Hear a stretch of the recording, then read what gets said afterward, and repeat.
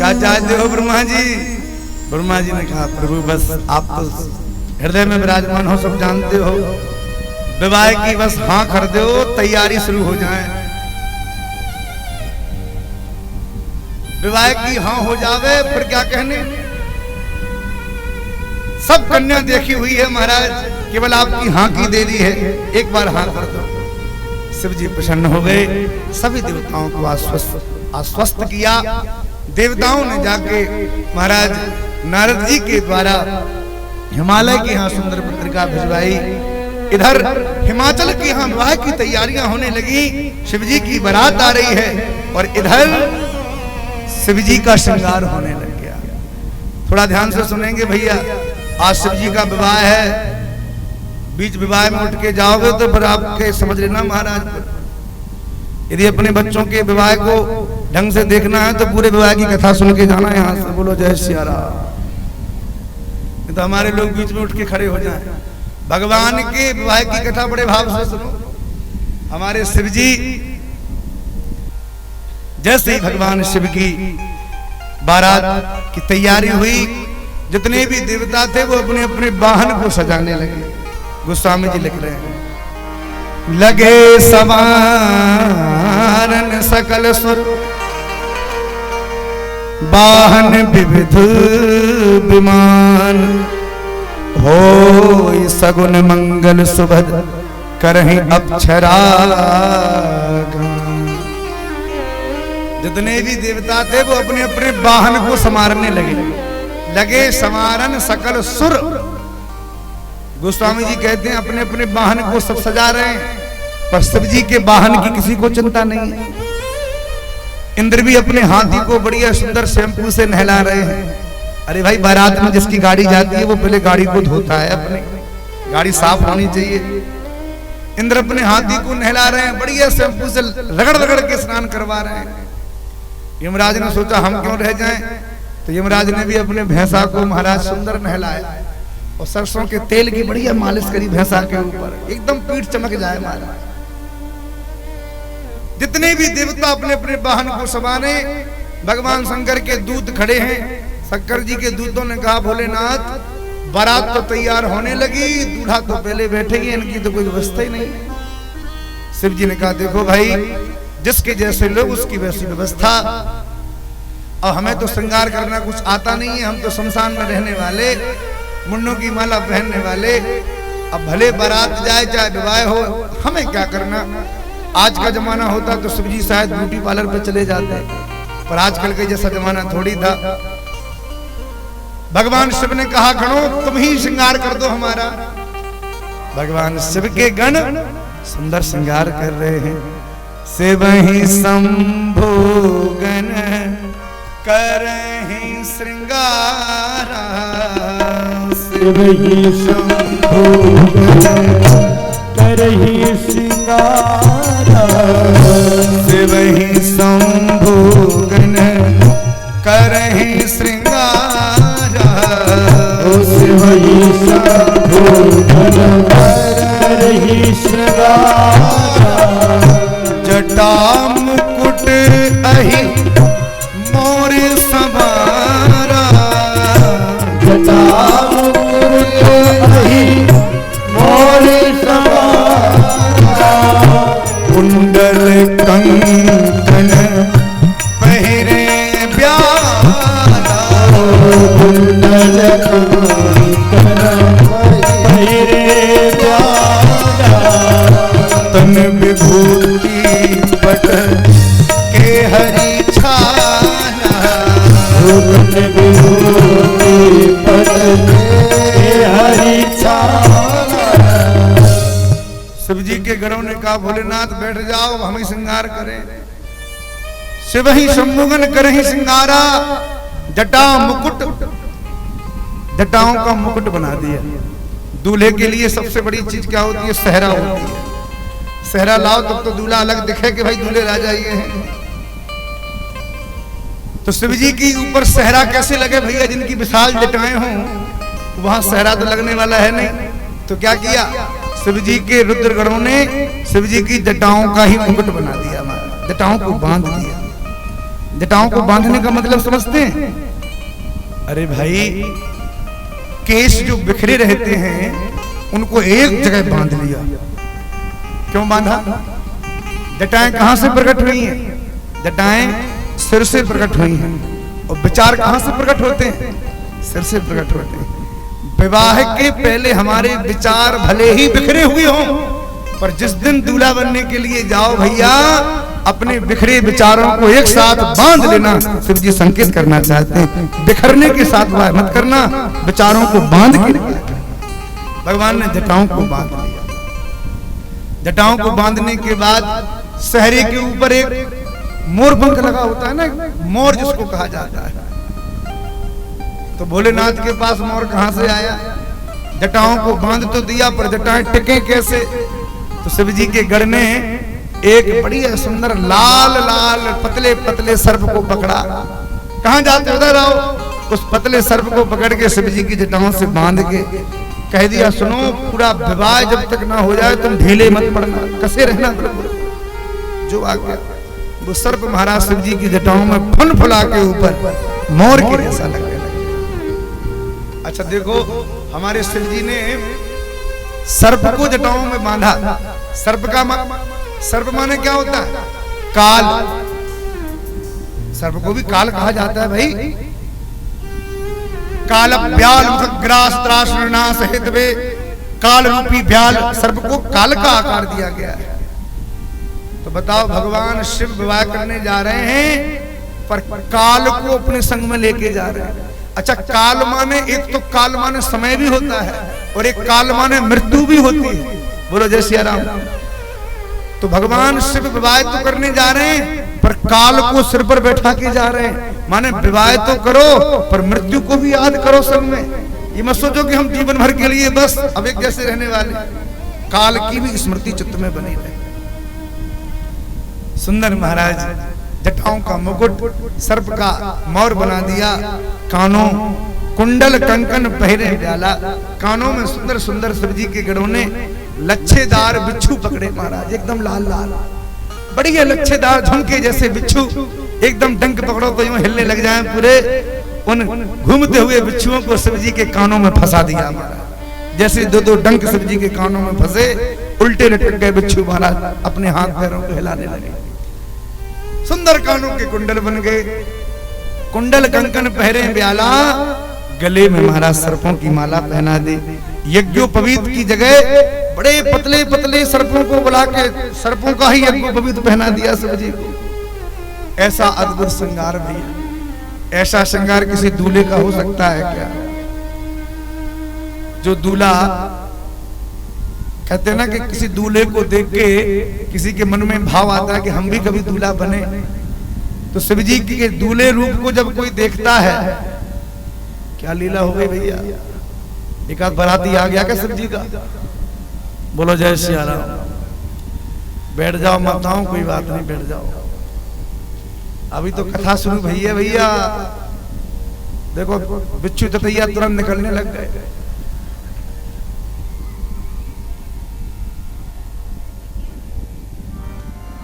जय सिया राम, जय जय सिया राम, जय सिया राम, जय जय सिया राम।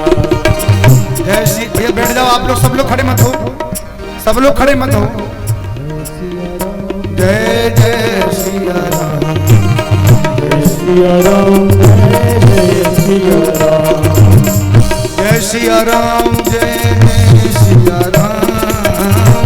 सिया राम, जय जय सिया राम, जय सिया राम, जय जय सिया राम, जय सिया राम, जय सिया राम, जय सिया राम, जय जय सिया राम, जय सिया राम, जय जय सिया राम, जय जय सिया राम, जय जय सिया राम। सुंदर सर्पों की माला भगवान सबके गले में पड़ गई। और क्या किया? तन विभूति, तन के ऊपर चिता की भस्म लगाई, मुंडों की माला पहनाई। अच्छा, चिता की भस्म भगवान शंकर को क्यों प्रिय है पता है आपको? इसलिए प्रिय है कि भगवान शिव एक बार भगवान शंकर ने देखा कि किसी गांव से कोई व्यक्ति मर गया, तो उसकी अर्थी लेके 4 लोग जा रहे थे। बुंदेलखंड में ठटरी कहते हैं महाराज, बोलो जय सिया राम। उस अर्थी में बंधा हुआ वह व्यक्ति 4 लोग उस मुर्दे को लेके चले जा रहे थे। दुनिया की एक बड़ी विचित्र बात है कि जब तक व्यक्ति जीवित रहता है तब तक उसको लोग राम नाम सत्य नहीं सुनाते, और जब वो मर जाता है ना तो पीछे पीछे लोग आवाज लगा के जाते हैं, राम नाम सत्य है, राम नाम सत्य है। अच्छा, बड़ी विचित्र बात है कि जो मर गया वो अब सुन नहीं सकता, जिसको सुना रहे हैं, जिसके लिए राम नाम सत्य बोल रहे हैं वो सुन नहीं सकता, और जो बोल रहे हैं उनको राम नाम सत्य से कोई लेना देना नहीं है। उन्होंने मन में बैठा रखी है बात कि मरने के बाद तो बोलना पड़ता है, तो बोल ले। अच्छा, ये बात बताओ, राम नाम सत्य मरने के बाद की बात है कि मरने के पहले की बात है? राम नाम सत्य तो पहले जान जाओ। गोस्वामी जी कहते हैं, जन्म जन्म मुनि जतन कराए, जन्म जन्म मुनि जतन कराए, अंत राम कह आवत नाम, अंत राम कहे आवत नाम। अंत में राम कहना चाहिए कि राम लोगों से सुनना चाहिए? भैया कह दो तो ज्यादा लाभ है। अच्छा, लेकिन लोगों ने ये मान रखा है कि राम नाम सत्य है तो मरने के बाद ही कहना चाहिए। बोलो जय सिया राम। अच्छा, एक बार हमारे संग बोल के बताओ, राम नाम। अभी भी लोग धीमी आवाज से बोल रहे हैं महाराज, हम क्यों बोले? अरे कोई अशुभ बात नहीं है, शुभ है, ये तो बोलना चाहिए। दुनिया में केवल राम नाम ही सत्य है, बाकी सब कुछ असत्य है। भगवान शिव पार्वती जी से कह रहे हैं, उमा कहूं मैं अनुभव अपना, सत्य हरि भजन जगत सब सपना। उमा कहूं मैं अनुभव अपना, सत्य हरि भजन जगत सब सपना। भगवान का भजन ही सत्य है, बाकी दुनिया असत्य है। तो राम नाम सत्य लेने में इतनी सकचाहट क्यों कर रहे हो भाई? खुल के बोलो राम नाम। चलो, कथा में बोल दिया, ये बड़ी हिम्मत वाली बात है आपकी। किसी के विवाह के मंडप में जाके मत बोल देना महाराज। किसी की भावरें पड़ रही हो, कोई जाके कहे राम नाम सत्य है, तो बताओ भावरों के बाद लड्डू मिलेंगे कि 2-4 पड़ेंगे? फिर लोगों ने मान रखा है कि राम नाम सत्य तो मरने के बाद ही बोलना चाहिए, पर ऐसा नहीं। शिव जी ने देखा कि ये यात्रा चली जा रही है, आखिर एक व्यक्ति को लेकर इतने लोग जा रहे हैं राम नाम सत्य कहते हुए, इन लोगों की भक्ति को मैं नमन करता हूँ। भगवान शिव जैसे ही गए पास में, जितने लोग बोलने वाले थे उनके हृदय में झांक के देखा, पर किसी के हृदय में राम नाम नहीं था। बड़ी पीड़ा हुई कि बताओ, केवल राम नाम बोले जा रहे हैं, हृदय में किसी के नहीं है। जैसे ही आगे जाके देखा कि एक मुर्दे को लकड़ियों के ऊपर लिटा दिया और उसमें आग लगा दी। शिव जी समझ गए, बताओ इस व्यक्ति ने जीते जी तो छोड़ो, मरने के बाद इतने लोगों के मुख से राम नाम प्रकट करा दिया। इस व्यक्ति की इतनी महिमा है कि जीते जी तो छोड़ो, मरने के बाद भी हजारों लोगों के मुख से राम नाम जिसने प्रकट कर दिया हो। शिव जी कहते हैं, ऐसे मुर्दे की राख को तो मैं अपने शरीर के ऊपर धारण करूंगा और राख को उठा के हृदय से। अथवा भगवान को भस्म क्यों प्रिय है? इसलिए प्रिय है, यदि कोई किसी शादी पार्टी में जावे और अच्छा सा कोई पाउडर लगा के चला जाए और बगल वाले को खुशबू आ जाए, तो बगल वाला पूछता है, भैया कौन सी कंपनी का है? बड़ी खुशबू आ रही है भाई, कौन सी कंपनी है? जैसे कोई संसार में लौकिक पाउडर लगा के बैठ जाए तो कंपनी याद आ जाती है। कौन सी कंपनी का पाउडर है? भगवान शिव भी चिता की भस्म का पाउडर लगा के बैठ जाते हैं। बगल वाला पूछता है कौन सी कंपनी? भगवान शिव कहते हैं केवल एक ही कंपनी है, शमशान, जहां पर सबकी शान समान है, वही शमशान है। कोई रंग हो चाहे राजा हो, सबको उसी पर चलना है, कोई छोटा बड़ा नहीं है। तो कंपनी भगवान शिव याद दिला देते हैं, और जीते जी जिसको शमशान याद आ जाए फिर क्या कहना। लेकिन कितने बड़े विचित्र लोग हैं कि जिस जगह को गांव के बीच में बनाना चाहिए उसको गांव के बाहर बना दिया जाता है। शमशान घाट गांव के बाहर लोग बनाते हैं, शमशान तो गांव के बीच में होना चाहिए महाराज। आप कहोगे क्यों? कम से कम रोज लोग निकलेंगे तो शमशान को देखेंगे तो सही, मृत्यु तो याद आती रहेगी कम से कम कि हमें भी मरना है। लड़ाई झगड़े दंगे कम हो जाएंगे, मृत्यु यदि सोच लेंगे। पर लोग तो लड़ते इसलिए हैं कि हमें तो जिंदगी भर यहीं रहना है, हमें थोड़ी कहीं जाना है। गांव के बाहर शमशान बना दिया जाता है। एक महात्मा जी शमशान में रहते और वहीं पर आनंद से जीवन यापन करते। किसी गांव के व्यक्ति ने कहा कि भैया महाराज यहीं बैठे रहते हो, कभी गांव में नहीं चलते? गांव चलो, गांव वालों से भी मिलो, गांव वाले भी आपसे बड़ा प्रेम करते हैं, स्नेह करते हैं। महात्मा जी ने मुस्कुरा के कहा अरे जाने दो, हमें गांव वालों से नहीं मिलना। एक दिन ऐसा आएगा कि हर गांव वाला हमारे पास हमसे मिलने के लिए आएगा, हमें कहीं नहीं जाना, सब यहीं आएंगे। शमशान में सबको जाना है, कोई बचने वाला नहीं है। इसलिए दो बातों को कभी नहीं भूलना चाहिए। दो बातन को भूल मत, जो चाहो कल्याण, नारायण एक मौत को, दूजे श्री भगवान। तन विभूति, भगवान शिव ने अपने तन के ऊपर विभूति धारण कर ली, भस्म धारण कर ली।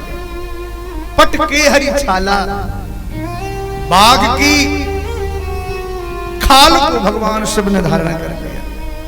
और एक रुद्रगण ने, भगवान शिव के गण ने एक पतले से सर्प को पकड़ के भगवान शिव की कमर पर बेल्ट बांध दिया और कहा कि सुनो, लगे रहना महाराज, विवाह में ढीले मत पड़ना, क्योंकि पूरी जिम्मेदारी तुम्हारे ऊपर है। तुम ढीले पड़ गए तो समस्या। अच्छा देखो, भगवान शिव के परिवार में कितना सामंजस्य है। आज के समय में 4 लोगों का परिवार भी प्रेम से नहीं रह पाता। यदि 2 भाई भी हैं तो वो भी अलग अलग ही रोटी बन रही है जीवन में।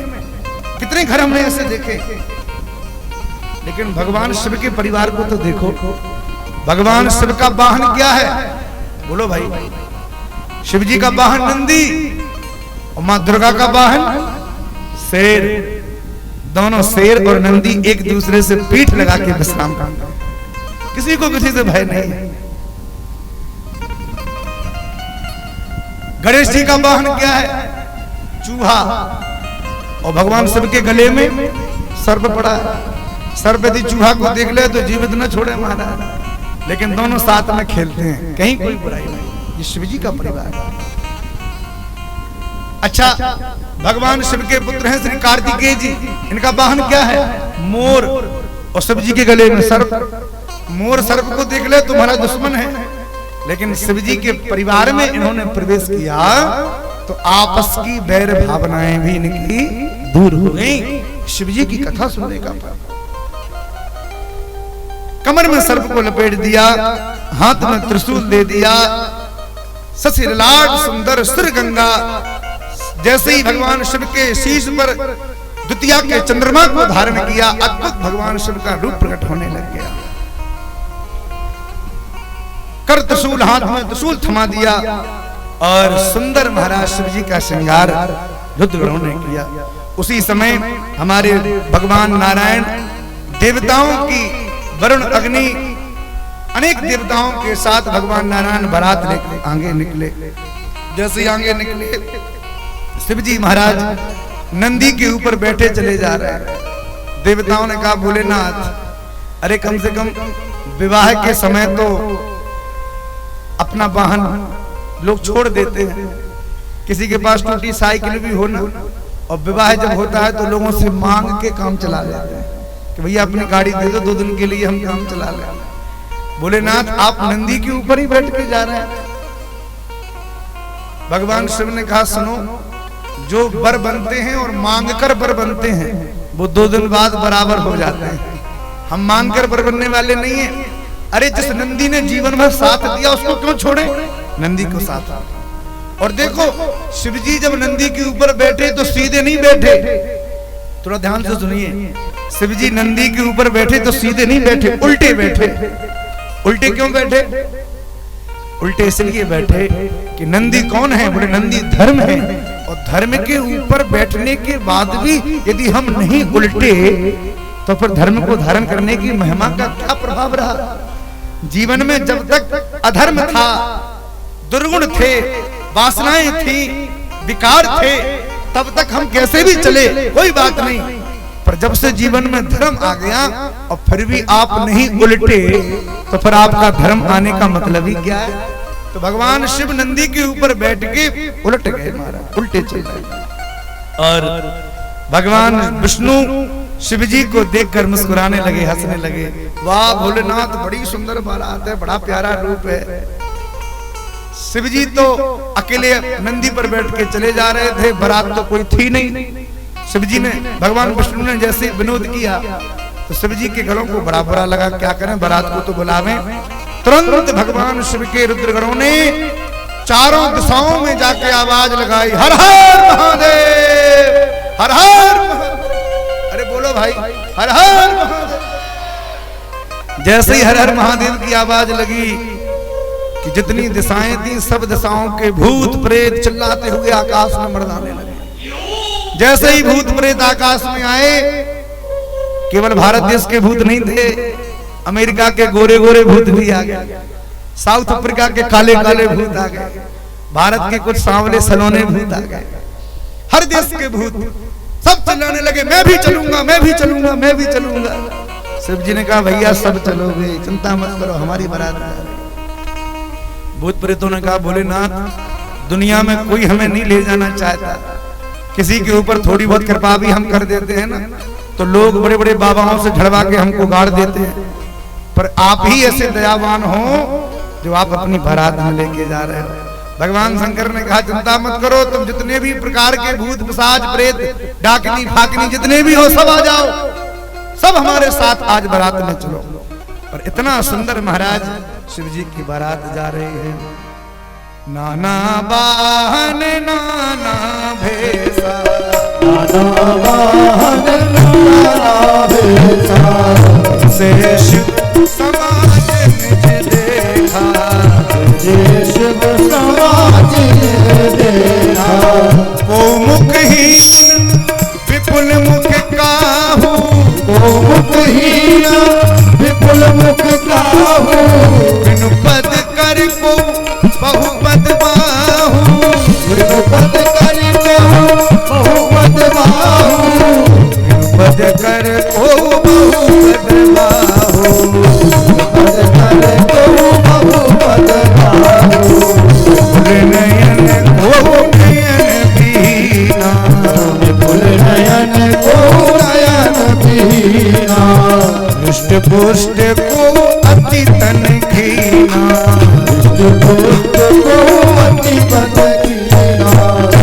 ऐसी बारात तो भैया दुनिया में कभी किसी ने देखी नहीं होगी जैसी शिव जी की बारात जा रही है। कई बाराती तो ऐसे थे जिनके शरीर में केवल हाथ ही हाथ थे महाराज, चारों तरफ ऐसे लग रहा था जल विहार का झूला चला जा रहा हो महाराज, चलता हो। कई बाराती तो एकदम पतले खंबे के जैसे तुम कड़ंग लंबे चौड़े महाराज शिव जी की बारात में चले जा रहे। कई ऐसे थे जिनके शरीर में केवल मुख ही मुख थे, कई बाराती ऐसे थे जिसके शरीर में केवल मुख ही नहीं था महाराज, केवल धड़ ही चला जा रहा। को मुखहीन विपुल मुख का। गोस्वामी जी संकेत कर रहे हैं कुछ बाराती तो ऐसे भी थे। को मुखहीन का मतलब, को मुखहीन शिव जी की बारात में कुछ ऐसे महात्मा भी गए जो मौन धारण किए हुए, उनके मुंह तो है पर मुखहीन है, बोलना नहीं चाहते। कुछ मौनी बाबा भी चले बारात में। विपुल मुख का हो, विपुल मुख का मतलब शिव जी की बारात में बड़े बड़े व्यास बारात का आनंद लेने जा रहे हैं। विपुल मुख का मतलब व्यास। देखो जो व्यास होता है ना, कथा करता है ना, उसका एक मुंह नहीं होता, कई मुंह होते हैं। व्यास जो होता है ना, वो अपने एक मुंह से कई मुंह की बात करता है। तुलसीदास जी ने ये कहा, सूरदास जी ने ये कहा, रैदास जी ने ये कहा, कबीरदास जी ने ये कहा। तो विपुल मुख काहू का मतलब है कि बड़े बड़े व्यास भी शिव जी की बारात में आनंद लेने के लिए जा रहा है। कोई बहुत मोटा, कोई बहुत पतला, कोई बहुत बबला, बड़े बड़े बाराती महाराज शिव जी की बारात में गए। उन ऐसी बारात को देखकर जितने भी लोग थे सब बड़ा आश्चर्य कर रहे थे। भगवान विष्णु को हंसी आने लगी। भगवान विष्णु हंसे तो उनकी हंसी को देखकर हमारे भोलेनाथ को भी हंसी आ गई। क्यों आ गई? मन ही मन महेश मुस्काहि, हरि के बिंग बचन नहीं जाए। भगवान विष्णु की व्यंग की भाषा को देखकर भी शिव जी हंसने लगे। भगवान विष्णु तो मजाक की दृष्टि से हंस रहे थे। देखो हंसी भी कई प्रकार की होती है। एक तो व्यक्ति प्रेम में हंसता है और कई बार लोग व्यंग में हंसते हैं। किसी ने शिव जी से कहा कि शिव जी, ये विष्णु जी तो आपकी हंसी उड़ा रहे हैं, हंस रहे हैं। शिव जी ने कहा कोई बात नहीं, ये मेरे स्वामी हैं, मैं इनका सेवक हूं। और सेवक के सामने स्वामी कैसे भी हंसे, सेवक का तो ये भाग्य होता है। और कोई बात नहीं, यदि विष्णु जी हमको देख के हंस रहे हैं तो इसमें हमारी ऊपर कृपा है उनकी, जो कम से कम देख के हंसी तो उनको आ रही है। हरम के पुजारी हरम चाहते हैं, धर्म के पुजारी धर्म चाहते हैं। न खुशी चाहते हैं न गम चाहते हैं, जो तुम चाहते हो सो हम चाहते हैं। भगवान जो चाहते हैं वो हमें चाहते। हमारे एक भक्त ने बड़ा प्यारा भजन गाया, बोला राम जी देखो भगवान की इच्छा में अपनी इच्छा मिलानी चाहिए, अपनी इच्छा कभी प्रकट नहीं करनी चाहिए। जैसी राम जी की इच्छा वैसा हम काम करें।